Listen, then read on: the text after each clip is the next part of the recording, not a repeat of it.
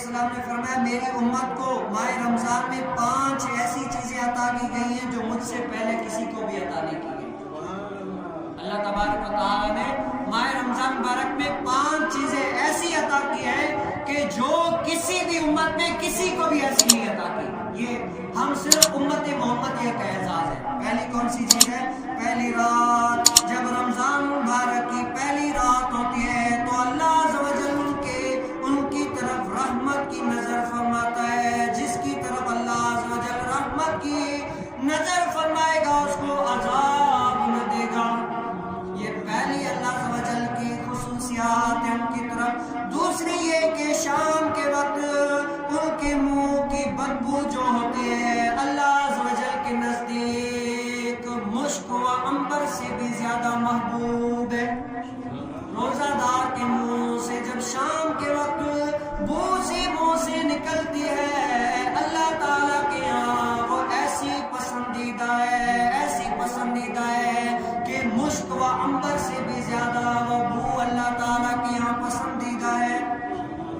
تیسری وہ کہ جب فرشتے ہر رات اور دن کے لیے دعائیں مغفرت کرتے رہتے ہیں. چوتھی رات کے اللہ عز و جل جنت کو حکم دیتے ہیں، فرماتا ہے میرے نیک بندوں کے لیے مزین ہو جا، آراستہ ہو جا، بڑی ہو جا. عنقریب وہ دنیا کی مشقت سے میرے گھر میں آرام و راحت پائے گا. اس دنیا میں تو بہت ساری مشقتیں کاٹی، دنیا میں آ کر اتنے بہت سارے دکھ دیکھے، درد دیکھے، علم دیکھے، لیکن اے جنت اس کے لیے اب جو ہے نا مزین ہو جا. یہ جب بھی اندر آ جائے گا تو آرام سے سو جائے گا، مصطفیٰ کے گیت گا کر ہی سو جائے گا، آرام جیسے سو جائے گا. یہ شان ہے ان کے خدمتگاروں کی، سرکار کا عالم کیا ہوگا. پانچواں یہ کہ جب ماہ رمضان کی آخری رات آتی ہے تو اللہ عز و جل سب کی مغفرت فرما دیتا ہے.